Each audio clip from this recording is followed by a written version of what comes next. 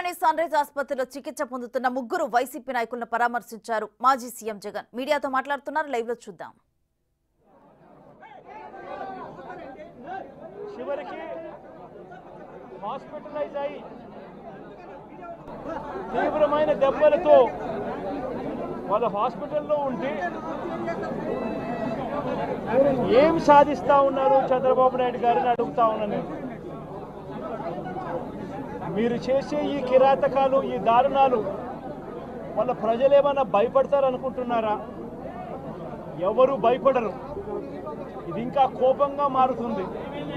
ఇది ఇంకా కోపంగా మారి చంద్రబాబు నాయుడు గారిని, తెలుగుదేశం పార్టీని రెండింటినీ కూడా బంగాళాఖాతంలో కలిపే పరిస్థితులు కూడా దారితీస్తాయి.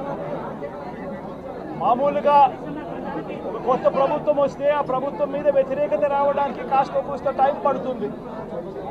కానీ మొట్టమొదటిసారిగా చూస్తూ ఉన్నాం, చంద్రబాబు నాయుడు గారి మీద వ్యతిరేకత అన్నది చాలా ఫాస్ట్గా పెరిగిపోతూ ఉంది.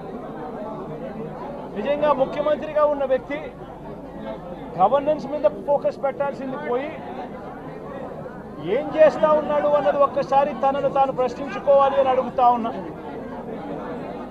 ఈరోజు రైతులకు సంబంధించి వ్యవసాయం పూర్తిగా ముమ్మరంగా సాగుతూ ఉన్న పరిస్థితుల్లో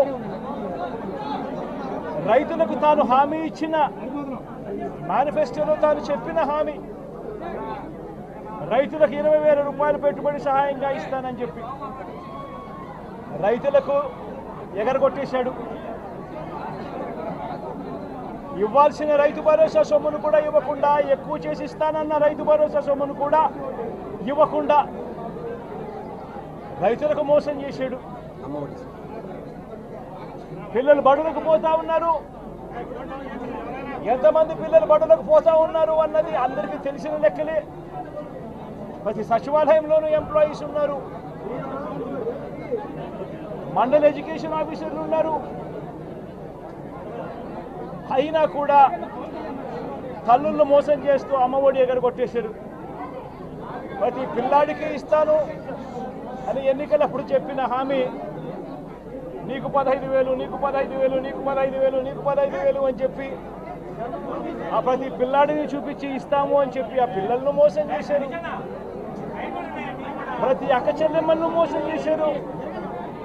తల్లులకు అమ్మఒడి ఇస్తామని తల్లుల దగ్గర నుంచి మొదలెడితే ప్రతి తల్లికి 18 సంవత్సరాలు నిండిన ప్రతి అమ్మాయికి, ప్రతి అక్కకు, ప్రతి చెల్లెమ్మకు నెలకు 1,500 రూపాయలు ఇస్తామని చెప్పి వాళ్ళను మోసం చేశారు. ఈరోజు ఫీజు రీయింబర్స్మెంట్ తీసుకుంటా ఉన్న పిల్లలు జనవరి, ఫిబ్రవరి, మార్చి క్వార్టర్ ఫీజులు రాలా. ఏప్రిల్, మే, జూన్ ఫీజులు, రెండో క్వార్టర్ కూడా ఫీజులు రాలా.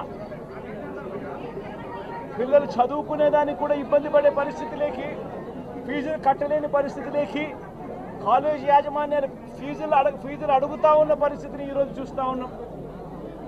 పిల్లలకు వసతి దీవెన ఎగరగొట్టేశారు.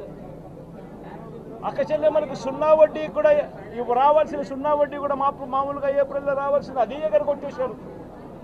ఇవన్నీ కూడా వైఎస్ఆర్ కాంగ్రెస్ పార్టీ ఉన్నప్పుడు, జగన్ ముఖ్యమంత్రిగా ఉన్నప్పుడు క్రమం తప్పకుండా క్యాలెండర్ ఇచ్చి ప్రతి ఒక్కరిని కూడా ఆదుకుంటూ వస్తూ ఉన్న పరిస్థితి. అమ్మఒడి అయితేనేమి, రైతు భరోసా అయితేనేమి, విద్యా దీవెన అయితేనేమి, వసతి దీవెన అయితేనేమి, సున్నా వడ్డీ అయితేనేమి, మత్స్యకాల భరోసా అయితేనేమి, ఇవన్నీ కూడా ప్రజలు మాకెందుకు ఇంకా ఇవ్వలేదు అని చెప్పి ప్రజలు అడుగుతూ ఉన్నారు. వారి గురించి పట్టించుకోకుండా, వారికి చేయాల్సిన మంచి గురించి పట్టించుకోకుండా, స్కూళ్ళను నిర్వీర్యం చేస్తూ, చదువులను నిర్వీర్యం చేస్తూ, హాస్పిటళ్లను నిర్వీర్యం చేస్తూ, చివరికి ఏ ఒక్కరూ కూడా మిమ్మల్ని ప్రశ్నించకూడదు అని, ఏ ఒక్కరూ కూడా రోడ్లెక్కకూడదు అని